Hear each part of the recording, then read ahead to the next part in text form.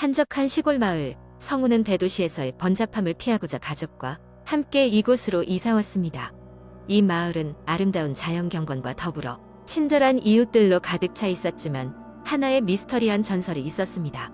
그것은 마을 외곽의 오래된 폐가에 관한 이야기였습니다. 오랜 전쟁 시기에 이 집에는 부유한 지주 가족이 살았다고 합니다. 하지만 어느 날 밤 그 집안은 원인 모를 화재로 소실되었고 가족 모두가 비극적인 죽음을 맞이했다는 것이었습니다. 이후로 그 집은 아무도 살깃거려하는 장소가 되어버렸습니다. 지역 주민들은 그 집이 저주받아 귀신이 출몰한다고 두려워했습니다. 성우는 이런 이야기에 그다지 신경 쓰지 않았습니다. 그보다는 단순히 마을에 녹아들기 위해 여러 지역 행사를 참여하며 주민들과 친목을 다졌습니다.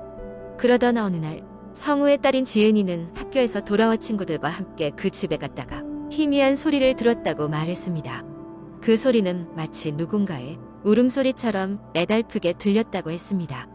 성우는 딸의 이야기가 상상력이 풍부한 어린아이의 장난이라 생각했습니다. 하지만 이후로 가족들은 이상한 경험을 하나둘씩 하게 됩니다. 늦은 밤, 집안에 아무도 없을 때 계단에서 나는 발소리나 아무도 건드리지 않았는데 저절로 흔들리는 거울 등이 그것이었습니다. 성우의 아내 수지는 점점 불안감을 느끼기 시작했습니다. 그녀는 서둘러 마을의 어르신을 찾아가 상담을 했습니다. 어르신은 그 집에 대한 전설을 자세히 들려주며 거기에 살았던 아이가 아직도 그 집을 떠나지 못하고 있다고 말했습니다. 그 영혼은 자신이 집을 떠나려고 했을 때 비극이 일어나 가족이 죽었으며 자신이 그 책임을 져야 한다고 생각한다고 전했습니다. 수지는 아이의 영혼을 위로하기 위해 그곳을 찾아가서 제사를 지내야겠다고 결심했습니다. 성우는 그녀의 결정을 이해하면서도 비합리적이라며 내심 반대했습니다. 하지만 가족의 평화를 되찾기 위해 그는 수진의 뜻을 따르기로 했습니다. 가족이 함께 그 집에 도착한 날, 지은이는 이전에 왔다가 쫓기듯 도망쳤다. 그 방 앞에서 멈춰섰습니다. 수진은 조심스럽게 문을 열고 집 안으로 들어갔고 강한 습기에 쌓인 오래된 냄새가 코를 찔렀습니다. 가족은 조용히 그 방 한가운데에 작은 제단을 만들었습니다. 촛불을 밝히고 정성껏 준비한 음식을 놓았습니다. 수지는 아이를 위한 진홍곡을 부르기 시작했습니다. 그 순간 한 차례 바람이 불며 촛불이 일렁였습니다. 지은이는 자기도 모르게 괜찮아, 이제는 편히 쉬어도 돼 라고 속삭였습니다.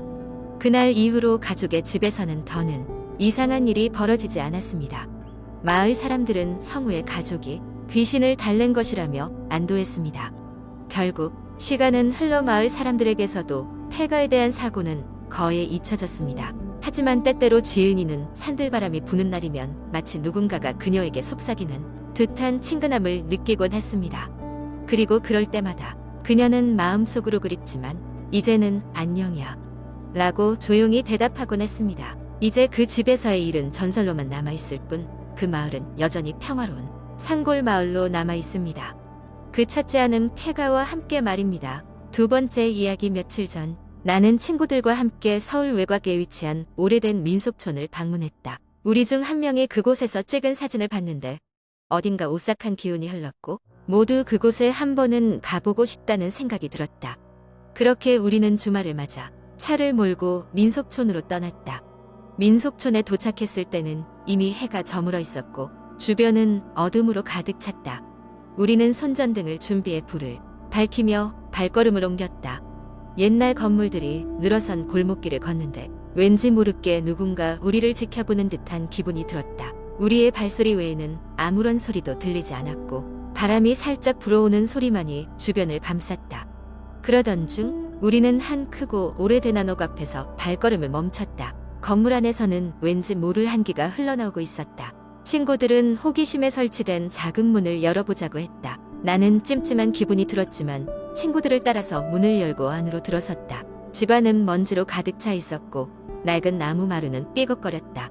벽에는 오래된 사진들이 걸려 있었는데 사진 속 사람들의 얼굴이 흐릿하게 지워져 있었다. 그때 갑자기 차가운 바람이 우리 사이를 스쳐 지나갔다. 놀란 우리는 순간 서로의 얼굴을 쳐다봤다. 방금 지나간 바람은 우리가 불을 들어왔던 방향에서 온 것이 아니었다. 어쩐지 불안한 마음이 되었지만 우리는 호기심에 이끌려 집을 더 구경하기로 했다. 다음 방에는 오래된 책들이 군데군데 놓여 있었고 마치 누군가 최근까지 읽고 있었던 것처럼 보였다. 그리고 책상 위에는 한 권이 다이어리가 놓여 있었는데 다이어리를 펼쳐보니 마지막 페이지에 돌아보지 마라 라는 글씨가 적혀 있었다. 그러자 친구 중 하나가 뭐 이런 장난스러운 글이 다 있어? 라며 웃었다. 그때였다. 뒤에서 무언가 흐느끼는 소리가 들려왔다. 모두 혼비백산하여 뒤를 돌아봤지만 아무것도 보이지 않았다. 우리는 이 상황이 더 이상 은장난이 아니라는 것을 깨달았다. 다시 한번 흐느끼는 소리가 들렸고 그것은 분명히 우리 근처에서 나는 소리였다. 우리는 서둘러 그곳을 빠져나가려 했지만 집의 문은 이상하게도 열리지 않았다. 점점 더 커지는 소리에 우리는 서로 부둥켜 안고 문을 미친 듯이 두드렸다. 그러자 문이 철컥 소리를 내며 열렸다. 우리는 춥고 어두운 민속촌을 빠르게 벗어났다. 차 안에서도 한동안 아무 말 없이 경직된 채로 있었고 집으로 돌아온 후에도 섬뜩한 느낌은 가시지 않았다. 그리고 그날 밤 나는 잠결에 누군가 내 방 창문을 두드리는 소리를 들었다. 침대 옆에 놓아둔 전화를 집어들자 민속촌에서 우리가 봤던 그 돌아보지 마라 라는 글자가 화면에 떠 있었다. 결국 그날 밤은 뜬 눈으로 지새우게 되었고 그날 이후로 민속촌과 관련된 이야기나 사진만 나오면 그 음산한 기운이 다시 느껴졌다. 우리는 그 이후로도 종종 그 사건에 대해 이야기했지만 누구 하나 다시는 그 민속촌에 가고 싶다는 말은 하지 않았다. 세 번째 이야기 어느 조용한 시골 마을에 수연이라는 여자아이가 살고 있었다. 수연의 집은 산중턱에 위치한 낡은 목조주택으로 마을에서 다소 떨어져 있기에 언제나 적막감이 감돌았다. 그녀의 부모님은 도시로 일하러 나가셨고 수연은 방학 동안 시골 할머니 댁에서 지내게 되었다. 늦여름의 저녁, 산속의 기온도 떨어지고 슬슬해가 지고 있던 시간이었다. 수연은 할머니가 기르시는 닭을 돌보느라 뜰에서 시간을 보내고 있었다. 그때 갑자기 멀리서 앵앵거리는 소리가 들려왔다. 처음엔 벌레 소리겠거니 생각했지만 소리는 점점 가까워지고 있었다. 수연은 소리가 나는 쪽으로 돌아서서 주위를 둘러보았지만 아무것도 보이지 않았다. 호기심이 많았던 수연은 그 소리가 나는 방향으로 조금씩 걸음을 옮겼다. 소리의 출처를 확인하고 싶다는 생각뿐이었다. 그러나 소리는 일정한 거리에서도 이상 가까워지지 않았고 아무리 걸어도 물체를 찾을 수 없었다. 결국 어두워진 길에서 발걸음을 돌려 집으로 돌아가는 길이었다. 그때 바람과 함께 사각거리는 물체가 눈앞에 나타났다. 흰 소복을 입은 여인이 나뭇잎 사이로 언뜻 보였고 수연은 순간적인 오싹함을 느꼈다. 하지만 그 여인은 그저 정지한 상태로 수연을 바라볼 뿐이었다. 고개를 돌려 할머니 댁으로 뛰어가는 수연이 뒤에는 다시 앵앵거리는 소리가 들려왔다. 집에 돌아온 수연은 당장에 이를 할머니에게 알리지 않았다. 괜히 이상한 일을 본 것처럼 보이고 싶지 않아서였다. 하지만 그날 밤 꿈결에 그녀는 다시 그 여인과 마주했다. 이번에는 더욱 선명했다. 여인은 비명소리를 내며 가까이 다가왔고 수연은 꿈속에서 깨어났다. 그 일이 있은 후 수연은 이상한 현실과 꿈의 경계를 넘나드는 체험을 하게 되었다.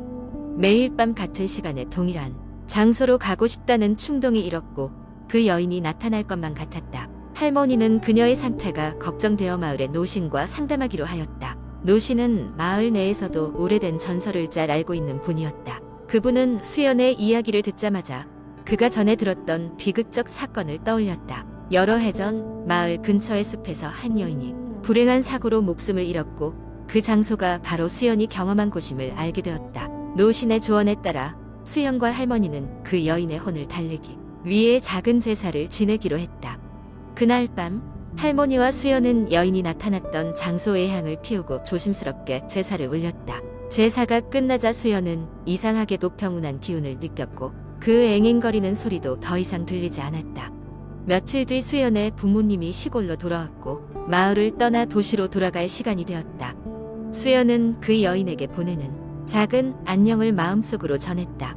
그 이후로 수연은 다시는 꿈속에서 그 여인을 만나지 않았고 앵앵거리는 소리도 사라졌다. 시골에서의 마지막 밤 수연은 할머니에게 감사의 인사를 전했다. 할머니는 부드러운 미소로 수연을 안아주며 속삭였다. 귀신도 외로워서 그럴 거야.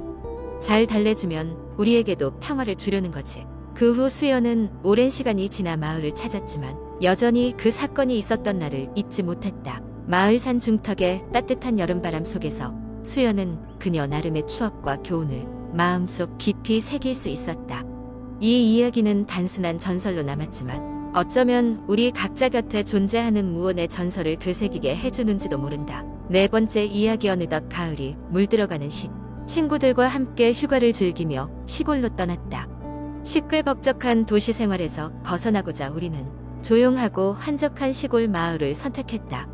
그곳에는 오래된 전통 가옥이 있어 우리는 그곳에 머물기로 했다. 첫날은 무사히 지나갔다. 마을 주민들은 친절했고 주변 환경도 그림 같았다. 문제는 둘째 날 밤부터 시작되었다. 그날 밤 왠지 모르게 집이 쏙 드는 만큼 소름 돋는 기운이 느껴졌다. 우리는 헛간에서 캠프파이어를 하며 수다를 떨다가 늦은 밤이 되어서야 방으로 들어갔다. 그날 밤은 유난히 달빛이 밝아봐 아내의 실루엣이 선명하게 드러났다. 잠자리에 든 지 얼마 되지 않아 창밖에서 이상한 소리가 들려왔다.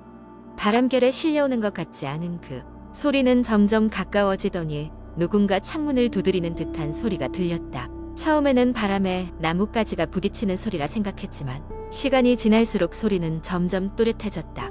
다들 들었어? 나는 긴장된 목소리로 물었다. 친구들도 잠을 설친 눈초리로 고개를 끄덕였다. 우리는 창문 밖을 살폈지만 아무것도 보이지 않았다. 이상한 느낌은 계속되었다.